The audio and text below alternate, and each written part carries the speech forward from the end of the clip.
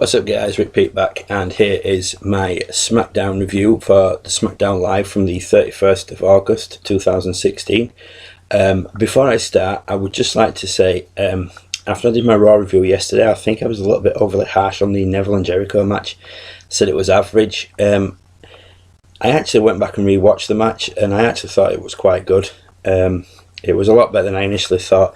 I think that with the way the rest of the show panned out, it kind of numbed me to it, but after rewatching it, I thought it actually turned out to be quite a good match. So that out of the way, I'll start with this week's Smackdown. It started off, obviously those of you who don't want to know, turn away now. Those of you who are not bothered, carry on watching. Those of you who have seen it, obviously you'll know what happened, but like I said, as always, these are just my initial thoughts.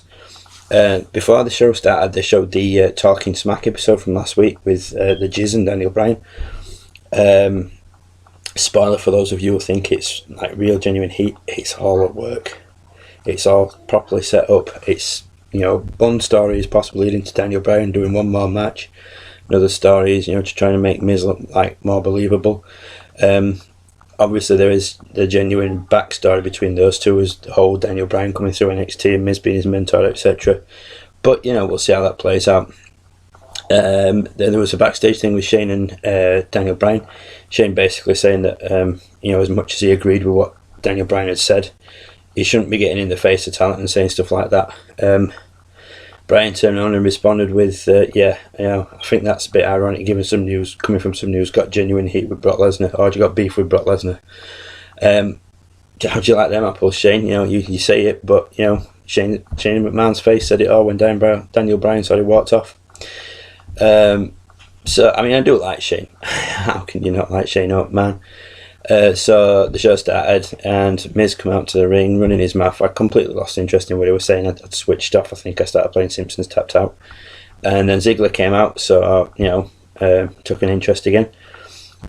He started, you know, giving some mouth to the Miz. There were some pretty valid points about how, you know, Miz has had chance to prove himself as a fighter, and every time he's run away, blah blah blah, and now he is a coward and everything. Obviously, you know, given the fact it is all scripted, but, you know, they did put some valid points in there, and it was built ideally around the Miz character. He challenged Miz to a fight, said, you know, no referees, no titles on the line, just me and you right now, let's go for it. Ziggler got ready. Miz looked like he was about to, and then pussied out.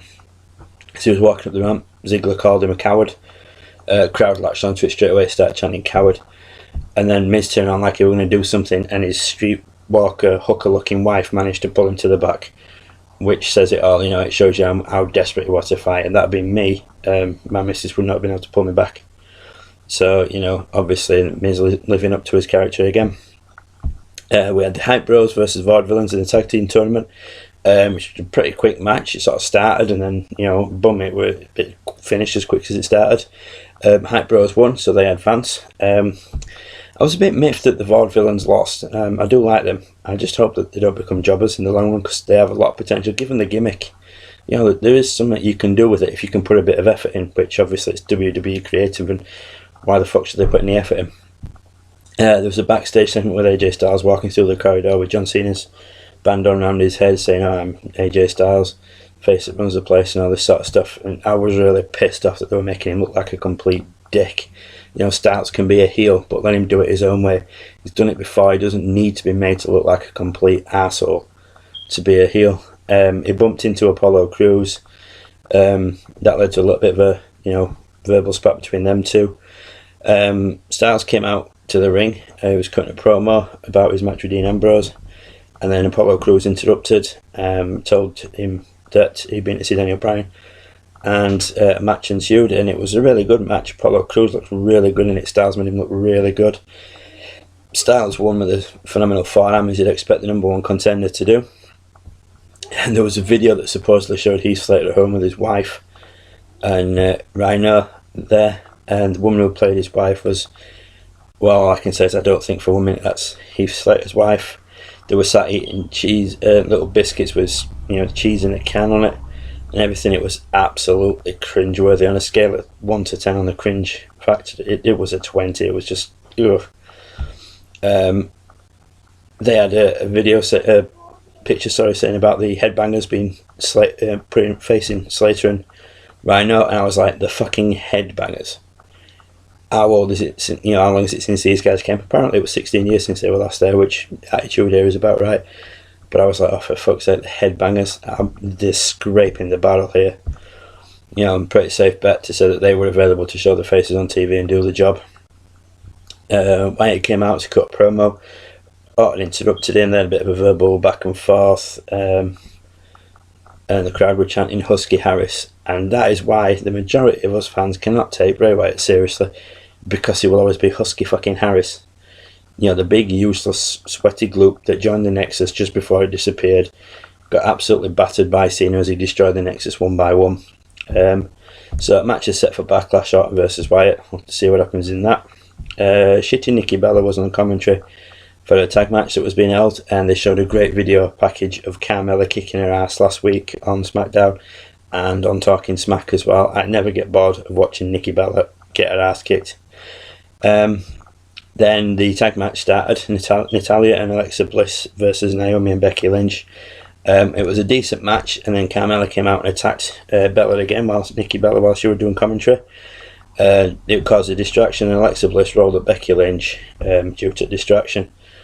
Why book Carmella, or try book Carmella as a heel? She should be a face. It's Carmella. Everybody knows her from NXT, who has been with Enzo and Cass. You know, I mean, it could work, but, you know, end of the day, I don't know. I don't see where it's going, unless they're just going to have her as one of those, you know, I'm not bad, I'm just here to prove a point. But she kicked Nikki Bella's ass again, so I was happy with that.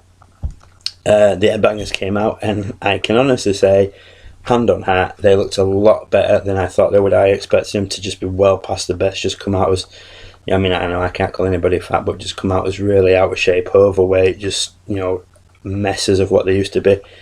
And they looked just the same as I remember them. You know, time's been, you know, pretty good on them. But yeah, they put on a good show, but Garth and Rhino saw Slater and Rhino advance. I suppose that was to be expected, really. And I don't think anybody really expected the Headbangers to ever go through to the tag team tournament. Then we saw some local jobber in the ring, Millman or something, going on about how he'd been given a match, but nobody, you know, were available to face him or wanted to face him. So I don't know, I just wasn't really paying much attention as soon as I saw him. He stripped down to his wife front, or as they call him on the commentary, the Tighty Whities. And then Kane came out and destroyed him. AJ Styles had already made his way down to the commentary table by this point and was there to help JBL and everybody else take the mickey out of this little jobber guy in the ring who got destroyed. So Corbin vs Ambrose was the main event. Corbin made his entrance as Kane was walking up the ramp. It was a good match, and then inevitably Styles got involved. Basically, Corbin had Ambrose outside the ring. Styles was telling him, get on him. Corbin turned around to face Styles. Ambrose came up, pushed Corbin into Styles, and then carried on in the ring. And then Ambrose was on the ropes, and as Corbin came up behind him, Styles jumped up to kick Ambrose. Ambrose ducked, and he kicked Corbin.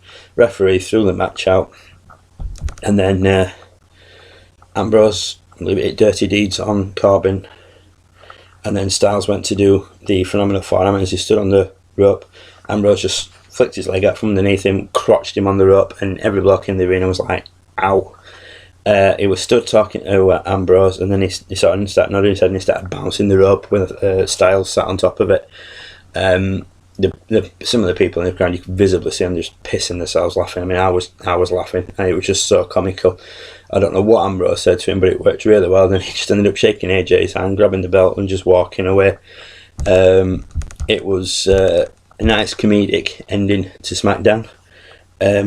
Overall, I enjoyed the Smackdown. I thought it was better than last night's Raw in that, you know, a couple more of the matches were a bit more entertaining. Obviously, Raw had the bonus of crowning a new champion, but overall, I think SmackDown Live's looking good. So yeah, that's my review of last night's SmackDown. So as always, guys, I'll be back soon with a new video. Don't know when it'll be or what it'll be about. I may not get time next week to do individual Raw and SmackDown review videos. I might have to do them again as a combined effort once I've watched them both. I may get a chance to do an NXT one tomorrow once I've watched NXT. So if I do, I'll be back then. If not, I'll be back soon, guys. As always, take it easy. Bye for now.